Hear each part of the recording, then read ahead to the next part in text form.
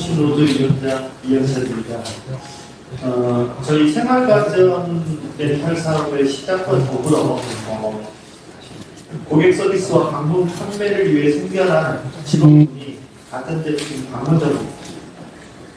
현재 전국에 한 3만여 명의 가전제품 방문점 노동자들이 있습니다.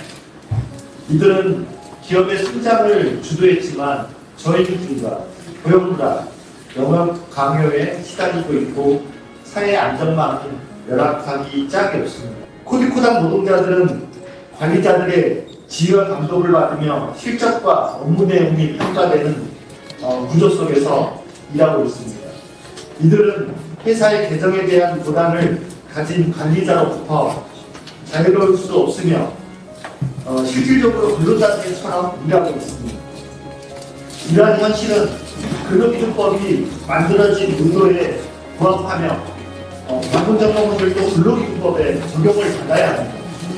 오늘 이 자리에서 우리는 코디코닥과 동종업계 노동자들의 노동 실태와 근로기준법상 근로자에 대해 논의할 것입니다.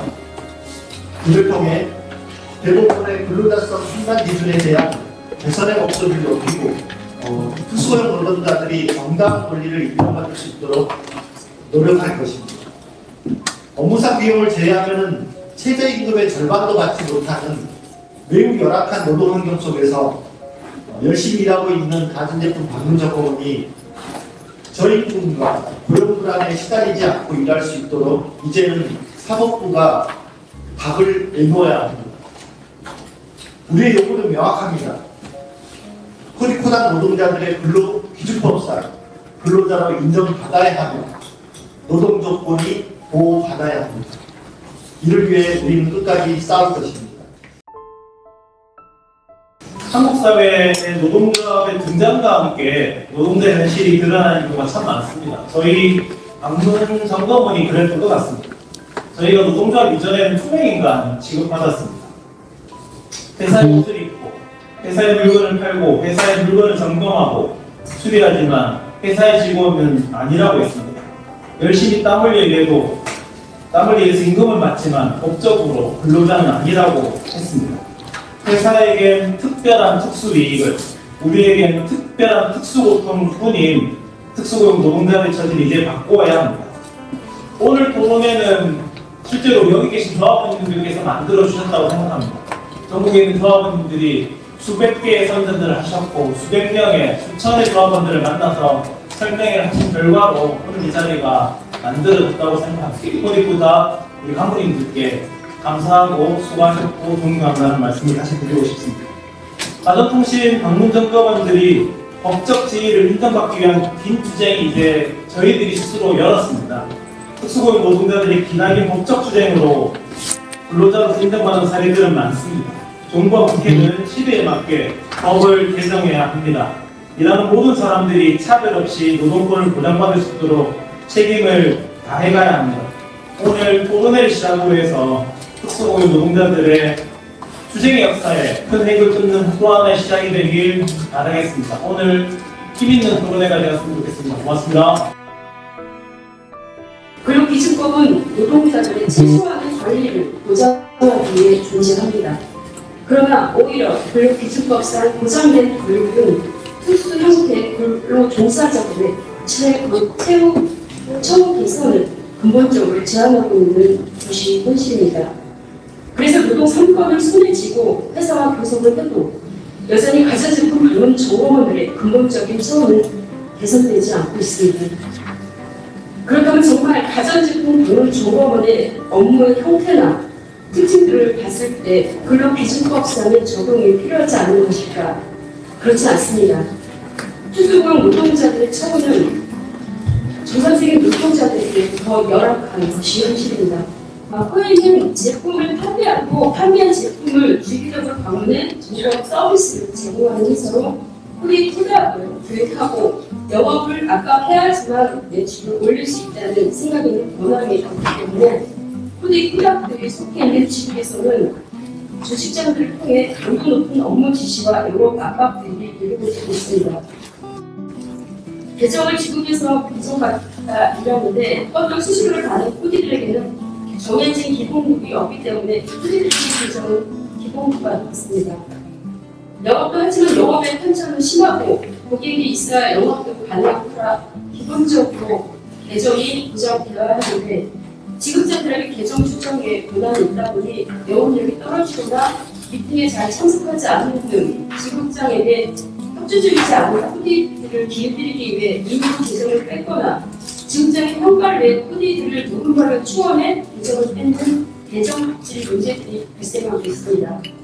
지금 현재는 저희 노동사업성을 지우기 위해서 회사는 미팅을 모두 자리라고 얘기하고 있고 참여하지 않는다고 해서 어떠한 불이익도 없으며 업무 지시도 하지 않는다고 말하고 있지만 지금에서 영업 콘테스트를 걸면서 미팅 불참자는 콘테스트에 제외시키기도 하고 지국으로 내려오는 운영비로 모금을 쌓아서 미팅 참석자들에게만 나눠주거나 고객의 클레임이 발생해도 성명이 되지 않겠다며 협박하기도 하는 등 지급장의 안과 방식은 참고 다양합니다.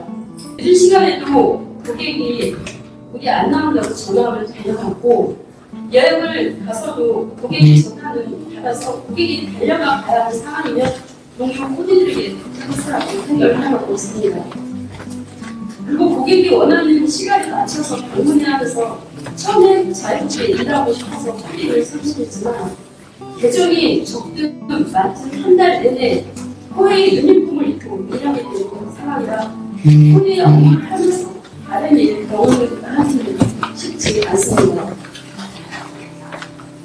우리 코디 푸드업은 특고 노동자로 분류되어 일하고 있지만 실제 대법원의 근로기준법상 근로자의 판단 기준을 살펴보면 어느 조항 하나 우리에게 해당되지 않는 것이 없는 조항, 해당되지 않는 조항이 없습니다.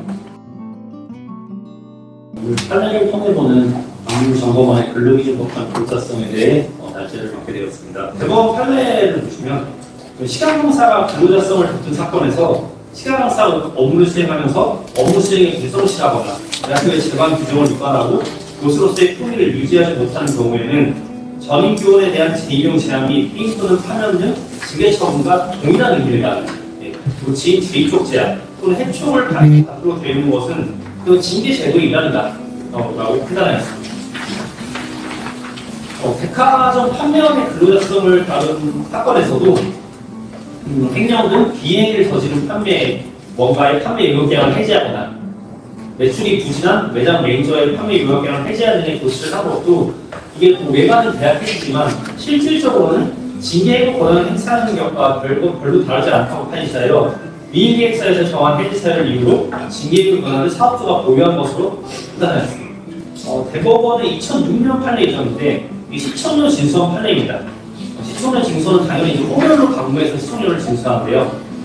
이 근로성을 다툰 사건에서 자유로운 업무 처리가 가능했다 하더라도 호별, 가정별 방문의 방법 등이 부과되는 것이고 업무 처리상의 부치자성이 인정되는 것은 이 담당 업무의 특수성 때문일 뿐 이것만 가지고 지휘감독을 하지 않았다, 볼 수 없다 판시하면서 근로자성을 인정하였습니다.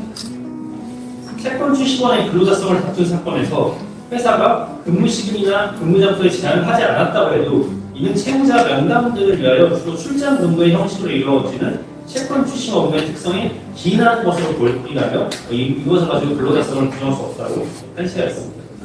채권 출시권의 근로자성을 다툰 사건에서 업무들이 받은 보수는 기본급이나 성과급의 한 프로만 지급되었지만 이는 업무의 특성에 기인할 것일 뿐이고 원고들이 제공한 근로의 양과질의 대가로서의 임금의 성격을 지니지 아니한 것으로 보기는 어렵다고 임금의 성격으로 봐야 한다고 판시하였습니다. 정수기 수의기사의 근로자성을 다툰 사건에서 수수료는 원고들이 제공한 근로 자체에 대해서 성격을 가진다고 하여 원고들이 부도금이나 보조금 없이 업무를 수행한 만큼의 수수료를 지급받은 것도 근로 자체의 대상적 성격을 가진다고 판시하였습니다. 이 수리기사분들도 지금은 정규직이 있지만 그전에는 자기가 점검한 수마다, 건수마다 수수료를 받으셨는데 그건 역시도 근로 자체의 대상적 성격이라고 대법원이 판단한 것입니다. 다음은 이제 근로제도 가격의 비독성과 사용자에 대한 전속성의 임무와 정보입니다. 제도적으로, 현실적으로 근로자가 2개 이상의 사업장에 동시에 근로를 제공할 수 없거나 다른 작업을 할 수 없다면 업무의 전속성이 있다고 보아 사용 종속 관계, 근로자성을 인정하고 있는데요. 밑에 판례 보시면 이제 대학교 실용검사의 경우입니다. 대학은 이 전수되어 있지 않다 했는데 대법원이 이 부분 보시면 이러한 사정들은 최근에 급격하고 있는 시간제 근로자에게 일반적으로 나타나는 현상으로 볼 수 있는 데다가 사용자가 이 원고들이 경제적으로 우월한 지위에서 사실상 임의로 정할 수 있는 사정들에 불과하다고 해서 단순히 경험이 가능하다 사실만으로 근로자성을 부정해서는 안 된다고 판시했습니다. 미용학원 강사 근로자성 같은 사건에서 4대 보험에 사업장 근로자로 가입되어 있지 않았던 사정만 가지고는 최근에 급격하고 증가하고 있는 시간 내 근로자에게 일반적으로 나타나는 현상이거나 사용자인 피고인이 경제적으로 우월한 지위에서 사실상 임의로 정한 사정들이 불가하다는 것을 판시해서 이 요구만을 가지고 근로자성을 부정할 수 없다고 판시했습니다. 다음으로 유사 사례를 보시겠습니다. 호의 수리 기사들의 중립법상 근로자성 인정 판결입니다. 이분들 역시 특허였다 이 판결을 통해서 정해지게 되었습니다. 법원의 판단을 구체적으로 보면 법원은 이 CS 닥터 이분들에 대해서 회사가 업무 지시를 했다고 판단했습니다. 피부는 콜센터를 통하여 고객으로부터 요청받은 서비스 업무를 원고들에게 배정하고 원고들은 피부가 배정한 업무만을 수행할 수 있으므로 원고들이 어떠한 업무를 수행할 수 없습니다. 피부가 정한다는 점에서 피부가 회사가 정한다는 점에서 피부가 원고들에게 구체적인 업무를 지시한다고 볼 수 있다고 하였습니다. 그래서 여기에 대해서 이제 회사는 간단히 보시면 콜센터 업무는 우리가 직접 하는 게 아니라 위탁받은 콜센터 회사가 CS 닥터에게 한다는데 피부의 콜센터는 피부가 구체적으로 정한 업무 매뉴얼에 따라 CS 닥터에게 업무를 배정할 뿐이다. 그래서 피부로부터 위탁받은 업체가 콜센터 업무를 수행한다는 사정만으로 피부가 원고들에 대하여 업무 지시를 해왔다고 하지 않았다고 볼 수는 없다고 판시했습니다. 그러니까 위탁 업체 통해서 콜센터 배정했다고 그걸 지휘 안 했다고 볼 수는 없다고 판시한 것입니다.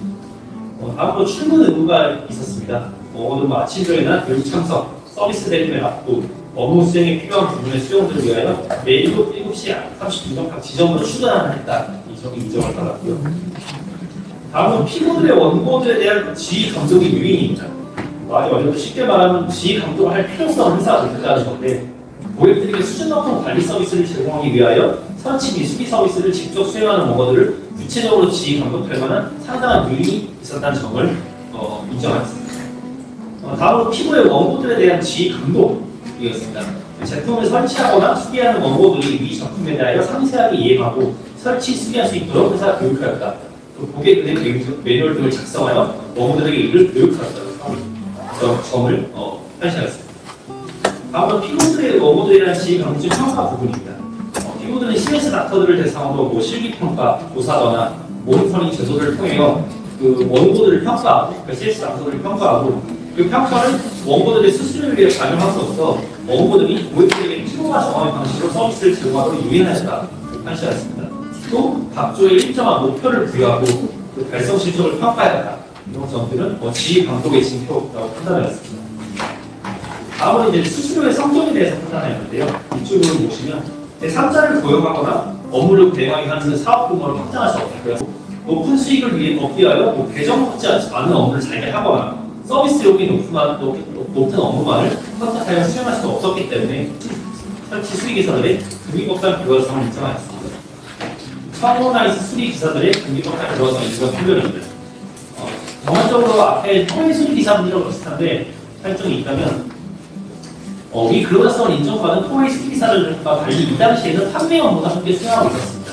본인들이 하시는 게 영업을 같이 수행하고 있었고 엔지니어들이 판매 업무 관련 매출 목표를 달성하지 못하게 되면 SM, 결국은 진짜 같은 사람이죠. 또 심한 질책을 듣기도 하였고 사무실과 복자의 교육을 받게 한다는 절대 이런 영업 업무를 통해서 불이익을 입지 않았다는 피고의 주장을 인정하지 않았습니다. 마지막으로 토의 코디 투닥의 업무 양태와 근로법상 근로자성에 대해서 말씀드리겠습니다.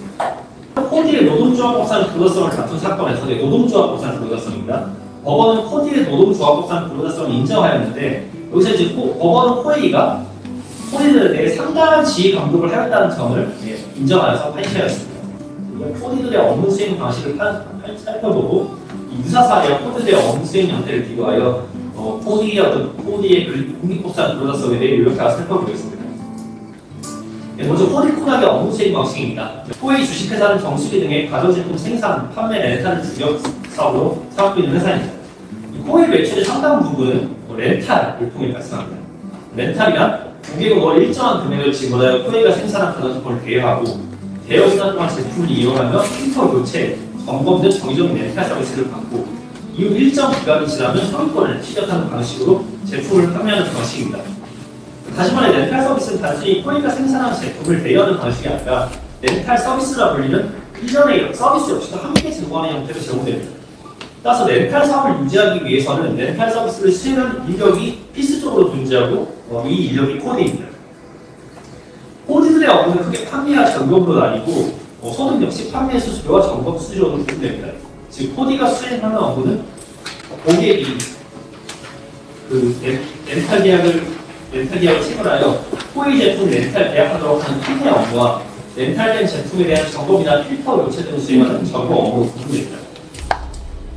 코디들의 업무 수행은 요약해 살펴본 다음과 같습니다. 코디가 일정한 교육을 받은 이후 일정한 작업 횟수를 부여하게 됩니다. 이걸 계정이라 하는데 코디들은 이 계정을 회사로부터 분배받아 작업 업무를 수행하고 건당 점검 수수료를 취득하게 됩니다. 근데 이 계정 분배 권한은 코디들의 상급 관리자이자 코웨이와 근로계약을 체결한 정규직인 지국장에게 존재합니다. 이 위스타 계약을 체결하고 이후 코디들에 대한 계정 분배 역시 이 지국장에 이루어지고 이때 코디들은 최소 계정을 하여 월 일정 개수의 이상의 계정을 점검하여야 합니다. 코디들의 점검 업무는 어플리케이션을 실시간으로 관리 등록됩니다. 코디가 고객과 조율하여 방문 점검을 예약하면 해당 일자리 점검 예약이 등록되고 예약된 점검자 방문한 본인은 도착받은 시에 어플리케이션의 점검 타이머를 작동시킵니다. 다음에 이 점검 업무와 관련하여 코디들은 필터 바코드 일치율, 유지율, 서비스 시간 준수율, 치료연수 준수율 등등 종합적인 활동 지수를 평가받고 또 회계 코디라는 고객 상대 만족 설문조사를 통해 고객의 만족도 역시 관리 방법입니다. 또한 코디들은 일주일에 한 번 지국 사무실에 출근하여 지국장이 팀장의 지휘하에 미팅을 하고 여기서 공지사, 지시사, 각종 교육관리 영상 등을 그리고 이제 일상적으로 상업관리자의 지국장 팀장을 통해 판매 영업 실적을 증가시킬 것을 능력받습니다. 스코어보드 설치하는 식도 있고 카톡방에 공유하는 식도 있고 다양한 방식으로 영업을 능력받고 있습니다. 유사한 사례들과의 비교를 봤을 때 4D의 어떤 업무 형태를 보면 상당한 인정받은 사례 미사점을 갖고 있다고 확인할 수 있습니다. 첫 번째로 4D에 대한 지휘감독의 유인입니다. 앞서 말씀드린 대로 4D의 어떤 렌탈 업무는 코인 사업에 있어서 매우 핵심적인 부분입니다. 그래서 코인은 적정한 이 핵심적인 업무 수행을 보장하기 위해 엔지니어들의 업무에 대하여 상당한 지휘감독의 유인이 크다고 할 수 있습니다. 다음은 점검 배정을 통한 지휘감독입니다. 이 점검할 수 있는 점검 배정의 분배권은 전적으로 코인 회사 및 그 회사의 위임을 받은 지국장에 위임되어 있습니다. 코디는 회사가 분배한 계정을 통해서만 점검 수수료를 취득할 수 있고 분배받은 계정의 점검 수수료를 취득할 방법을 정보합니다. 또한 이 계정을 통해서 회사는 코디들을 지휘 감독하기 지국장이 용이하게 만들 수 있습니다. 사실 코디의 노동조합법상 그것은 인정한 판례를 확인하면 영업이 부진한 코디에게 점검 계정수를 줄이겠다고 하는 등 점검 계정을 통해서 지휘 감독권을 행사할 것을 확인할 수 있습니다. 다음으로 코디들은 이제 어플리케이션을 통한 지휘 능력을 갖고 있습니다. 코디들의 점검 내용인 영업 내용은 어플리케이션을 통해 회사의 실시간으로 관리 감독됩니다. 점검 완료했는지, 예약을 잘 갔는지 이런 것들은 실시간으로 평가되고 있고 이를 통해서 회사는 쉽게 코디들을 지휘 감독할 수 있습니다. 다음으로 상급적 평가를 통한 지휘 감독 부분이 있습니다. 코디들의 점검 업무 내용, 코디의 인별 철학 코스, 코디 영업 방수 등등 정말 많은데 영업 버스들은 코디들의 상급 관리자인 장장인 지국장의 인사평가와 직결되며 상급 관리자들은 코디들의 영업 실적 및 여타 수치 개선을 위해 코디들에게 지속적으로 실적 압박을 가하게 됩니다. 다음에 이윤 창출, 위험, 부담의 지속 주체가 회사입니다. 코디들의 업무량은 회사에서 계정 분배 권한을 가지고 있는 이상 해당 계정 수에 따라 정해질 수밖에 없습니다. 영업을 통해 판매 수출을 낼 수 있지만 그건 당연히 한계가 존재합니다. 결국 코디들이 독립하여 자신의 계산 그리고 사업을 영위하거나 노무 제공을 통한 이윤의 창출과 손실의 초래 등 위험을 스스로 안고 있다고 보기 어려우면 또 나이스 수기사들의 사례와 유사합니다. 다음으로 마지막으로 전속성 부분입니다. 코디들이 리인계약상 경험에 허용되는 것을 따라 코디의 노동조합법상 변호사 소송에서 회사가 제출한 자료에 따르더라도 경험을 하는 경우는 12-13%에 그치고 있습니다. 또한 코디들은 오직 코인 제품에 대한 판매 및 점검을 통해 수수료를 취득할 수 있고 그의 경쟁사 제품을 취급하는 것은 금지됩니다. 이는 코디의 장적성을 나타내주는 요소로 할 수 있습니다. 이 서술한 사실 외에 금융법상 불법성을 나타내는 다양한 증거들이 존재하나 다른 사례와 비교할 수 있는 지표들을 중심으로 서술하였습니다. 이상 금기법상 근로성에 대해 대법원에서 시작 기준들 및 다양한 판례들을 살펴보고 해당 기준들 및 판례에 따라 코드의 금기법상 근로성에 대해 요약하여 평가해 보았습니다. 현재 검토한 여러 판례 및 부산 지주와 판례, 코드의 노조법상 근로성을 인정한 판례 평서도 확인할 수 있듯이 코드는 상당한 수준의 지휘 감독을 받으며 금기법상 근로자와 유사한 형태의 업무를 수행하고 있습니다. 맞습니다. 이번 소송을 통해 이에 대해 법적 판단이 이루어질 것으로 보입니다. 정규직이 아니다. 금기법상 근로자가 아니다라는 이유로 기본적인 대우를 외면하는 가운데 회사가 정한 유니폼은 개개인이 직접 구매를 하여야 하고 개인 사업자라 칭하면서 유니폼 입착용으로 강제 해지를 당하는 등 근로자로서의 지위를 확인할 수 있는 단적인 예라고 생각합니다. 매월 이루어지는 각종 교육과 미팅은 참석 강요, 미참석 시 불이익을 주며 컨택데이라는 날을 정해 강제 참석을 강요하고 성과가 없을 시 그에 상응하는 불이익을 공공연하게 이야기합니다. 단적인 예로 영업 개수가 적거나 컨택데이 미참석 등 지시대로 이루어지지 않으면 계정을 줄이거나 난지역으로 강제 이동시켜 스스로 버티지 못하게 하여 회사를 유도하며 일부에서는 노골적으로 영업이 부족하니 계정을 회수한다고 통보 후 관리 계정을 떼어서 가는 게 현실입니다. 회사가 우리 노동자성을 인정하고 교섭만 시작하면 모든 것이 해결될 줄 알았지만 현실의 벽은 높고 견고하기만 합니다. 처음 교섭부터 사측은 임단협이란 말을 거부했습니다. 우리는 수수료를 받는 특수고용 노동자이지 임금을 받는 근로자가 아니라는 이유에서입니다. 어찌어찌 현수막은 임단협 교섭이라고 내거지만 협약서에는 수수료 협약이라고 명시되어 있습니다. 교섭 자리에서 노동조합 교섭위원들은 매년 차는 물러가냐 계획과는 치솟는데 실질적인 보장을 해달라. 10년을 넘게 일해도 퇴직금 한 푼 없이 떠나는 것이 우리 현실인데 노사공동으로 기금을 마련하여 빈손으로 나가는 일은 없게 해야 하는 것 아니냐고 항변하면 사측은 해주고 싶은 마음은 불뚝 같으나 근로자성 때문에 어렵다는 이야기를 대놓고 합니다. 그러면 정규직으로 전환을 해주면 될 것 아니냐고 되받아치면 정규직 전환을 하면 업무를 수행할 수는 있느냐는 말로 비아냥거립니다. 우리가 정규직을 못해서 안 하는 게 아니라 사측에서 특수고용 노동자로 묶어놓고 있으니 못하는 것 아니냐고 하면 신문으로 일관합니다. 제가 드릴 수 있는 범위, 말할 수 있는 범위에서 근로조건과 근로자 개념을 둘러싼 학계의 입장을 말씀드려보고자 하고 있습니다. 사실 왜 이것은 종속성이 아니란 말인가 라고 하는 질문을 던지는 가장 대표적인 단지가 오늘 참석해 주신 가정제품 원형점검 노동자의 노동관계에 대한 것이라고 생각하고 있습니다. 많은 분들은 이 종속성이라고 하는 것을 유무로 판단합니다. 종속성이 있냐 없냐. 그런데 아시겠지만 저도 근로자거든요. 대학 교수도 또 여기 계시는 변호사님들도 정확한 계약관계를 잘 몰라서 함부로 말씀드릴 수 없지만 근로자이신 분들이 많이 있습니다.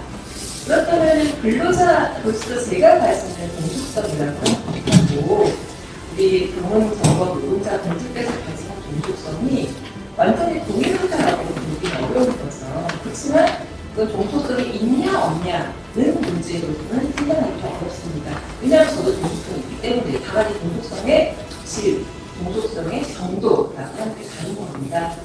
그런데 많은 경우에 종속성을 유무로 판단을 하다 보니까 항상 종속성이라고 하는 것에 있어서 뭐 이게 있냐, 저게 없냐라고 하는 문제로 전환되는 게 아닌가라는 생각이 듭니다. 종속성을 정도라고 생각하면 사실 종속성 개념을 받아들이더라도 100% 독립적인 사람은 또 어디 있겠는가 생각을 해보게 되겠죠. 우리 법에 있지도 않은 이 종속성이라고 하는 개념이 제임스 하이버라고 하는 사람이 독일 노동법을 만들면서 이거다라고 얘기를 했더라도 그때의 종속성이라고 하는 게 지금의 종속성과 절대 다칠 수 없다라고 하는 거, 이 노동관계와는 변화, 여러 가지 이 사회의 변화 가운데에서 이 동족성이라고 하는 걸 계속 언제까지 이렇게 판단할 것인가 라고 하는 질문을 던지지 않을 수 없고요. 뭐 이런 건 저만 하는 얘기는 아니고 이게 노동법 교과서에서 나오는 얘기들이거든요. 논리 필연적으로 노동법제에 대한 재검토가 요구된다라고 하는 얘기라든가, 또 노동법을 공속 노동자 보호에 관한 법이라고 얘기해온 전통적인 패러다임이 계속 유효할 것이냐라고 하는 이런 문제의식들이 계속 제기가 되고 있습니다. 오늘 지금 대상이 되고 있는 국가대표 공무원정법원의 근로자성 인정 법원을 통해서 당연히 인정되는 방향으로 흘러가는 것이 지금 현재 여러 노동 관계의 변화, 산업 구조의 변화 등에 노력하는 방향이라고 생각이 들고, 또한 이렇게 소위 말하는 다들 자영업자로 분류가 되시는 거예요. 지금요. 저희는 이제 각자 자영업, 노동과 질의 양해되는 통제를 하는데 이게 어떻게 자영업이냐라고 하는 이 각자 자영업자들을 근로자, 근로자로 판단하지 않는 것은 이 근로등법 회피 의지를 차단해야 되는 사법부의 의무를 해하는 것이다라고 강력하게 주장을 해봅니다. 저는 저희가 왜 노동자라고 생각을 하고, 그리고 근로기준법상 근로자에 해당한다고 분명하게 생각을 함에도 왜 우리가 스스로 노동자인 증명해야 되는지, 이 짧은 이 좁은 길을 가서 우리가 스스로를 입증해야 되는지 좀 말씀을 드리고, 그리고 이 부분에 대한 문제점, 그리고 어느 방향으로의 개선이 이루어졌으면 좋겠다라는 부분에 대해서 간략하게 말씀을 드리도록 하겠습니다. 더욱 심각한 문제는 2006년에 변경된 근로기준법상 근로자성 판단 기준조차 이미 한 20년이, 약 20년이 지나서 현재 변화된 고용 상황에 적절하게 반영을 못하고 있다는 것입니다. 현대 고용관계의 노동관리 양식이 과정보다는 성과 중심으로 변하면서 근무시간, 근무당수 지정이라는 노동제도의 시공간적 제약한 관상이 필연적인 요소가 아니게 됐습니다. 그리고 기본급이나 보장급의 존재, 심지어 구체적이지 않더라도 상당한 업무시의 존재 등도 전형적인 임금근로자의 핵심적 근로자성 징표들을 더 이상 존재하지 않거나 사용자가 쉽게 삭제할 수 있게 되었습니다. 예를 들어가지고 업무지시 관련해가지고는 사측이 계속 얘기를 할 거예요. 불이익이 없기 때문에 이건 업무지시가 아니다. 이런 취지로 얘기를 합니다. 제 입장에서 그게 납득이 안 가는데요. 저희가 계약관계이기 때문에 계약 거절로 이루어지는 경우가 보통 대부분이고, 이런 문제에서 우리가 불안전한 지위에 놓여있기 때문에 근로자성 문제를 해결해달라고 얘기하는 건데, 오히려 이제 근로자성을 부정한 결과를 통해가지고 근로자가 아님을 입증하게 하는 그런 아이러니한 판결들이 많이 나오고 있습니다. 2006년 대법원이 제시한 근로기준법상 근로자성 판단 기준이 종래 판단 기준에서 더 나아간 해석임을 부정할 수가 없는데요. 다만 이제 그럼에도 불구하고 현재 그 판단 기준이 그 고용 형태를 적절하게 반영하는 것으로 보기 어렵기 때문에 입법을 통한 근로자성 확대가 현재는 좀 약간 무방한 상황에서 고용 형태를 반영하기 위한 시도로서 그 대법원의 공직법상 근로자성 판단 기준이 변화가 필요하다고 생각합니다. 그 토론자들이 얘기했듯이 근로기준법의 판단 기준이 이제는 바뀌어야 된다. 지금 그 노동의 현실을 반영하지 못하고 있는 그런 게 바뀌어야 될 것 같고, 이번 우리 그 코리코닥의 근로자 지위 확인 소송에서 이 판단 기준을 바꾸는 그런 사례를 남기는 그런 소송이 되었으면 하는 그런 바람입니다. 저는 많은 특수고용 노동자들이 자신의 처지가 정부하고 세상에 알아서 준 거는 아무것도 없다는 생각합니다. 다 당사자들이 싸워서 하나하나 쟁취해 갔던 게 맞는 거다 생각합니다. 저희들의 국민법상의 노동자의 권리가 저는 단순한 법률적 판단에만 머무르지 않는 거라 생각합니다. 우리들의 목소리를 어떻게 만들어내고 우리의 힘이, 사회적 힘이, 물적 힘이 어떻게 사회에 영향을 좀 미치는가에 따라서 그 판단에 자주자는 큰 영향을 주는 것들이 좀 우리들의 모습과 사업이지 않을까 생각합니다. 마치 법원이 판단이 되게 쉽지 않은 길이라고 하셨는데, 그럼에도 많은 분들이 이렇게 쉽지 않은 길에 소송을 함께 해주셔서 정말 많은 현장에 요구가 있다는 걸 느꼈고, 꼭 이번 법원에서 새로운 해결되는 판결이 나왔으면 좋겠다는 다양한 소에 말씀드립니다. 다들 어렵고 불가능하고 가능하겠냐고 했지만 우리는 계속해서 새로운 역사를 만들어 왔습니다. 그래서 이번 소송도 우리가 새로운 역사를 만들어가는 그런 투쟁이 하나라고 생각하고 함께 참여해 주신 수수님 함께 해주신 모든 분들께 감사드리고 함께 이 투쟁 끝까지 해서 우리의 권리를 찾는 그런 자리에 있으면 좋겠습니다. 가전제품 방문점검원도 근로기준법을 보장하라!